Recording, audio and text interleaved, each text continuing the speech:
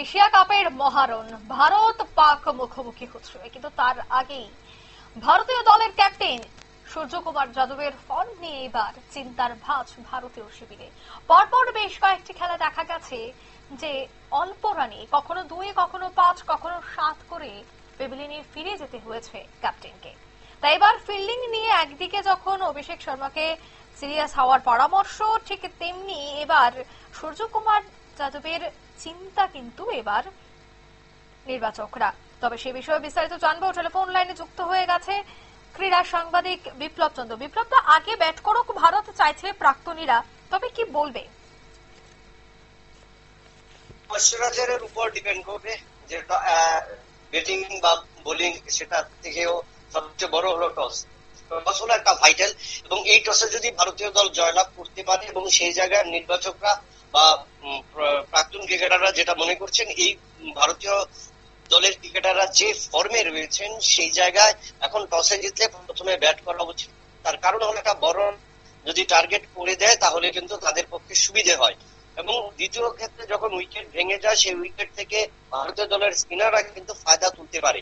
কারণ যে কথাটা উঠে এসছে, কারণ এর আগে দেখেছি আমরা এশিয়া কাপে এই দ্বিতীয়বার ফাইনাল সহ তৃতীয়বার কিন্তু মুখোমুখি হচ্ছে ভারত এবং পাকিস্তান। প্রথম দুটি ম্যাচে গ্রুপ লিগে ভারতীয় দল জয়লাভ করেছে, সুপার 4-এ জয়লাভ করেছে, এবং তৃতীয় যদি জয়লাভ করতে পারে তাহলে কিন্তু হ্যাটট্রিক হবে, অপরাজিত ভাবে ভারতীয় দল চ্যাম্পিয়ন হবে।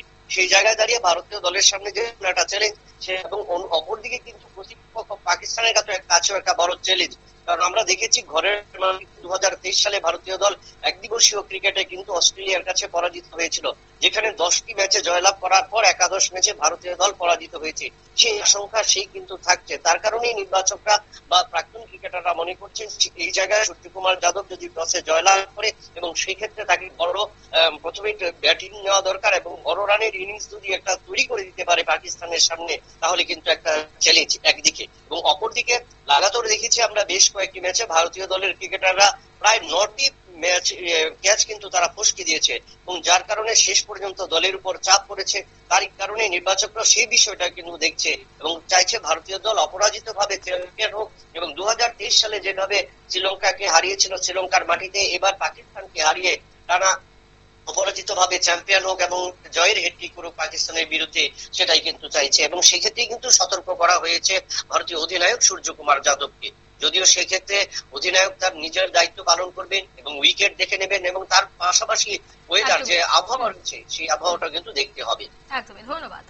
অর্থাৎ ভারত পাক মহারণ, আর ভারত পাক মহারণের আগে একদিকে যখন অভিষেককে ফিল্ডিং নিয়ে আরো অনেকটাই প্র্যাকটিস বাড়াতে হবে, ঠিক অন্যদিকে সূর্যকুমার যাদবের যে বেশ কয়েকদিনের খেলা তা নিয়ে কিন্তু নির্বাচকদের মধ্যে এবার আশঙ্কা তৈরি হচ্ছে। নিয়ে নিয়েছে ছোট্ট একটি বিজ্ঞাপন।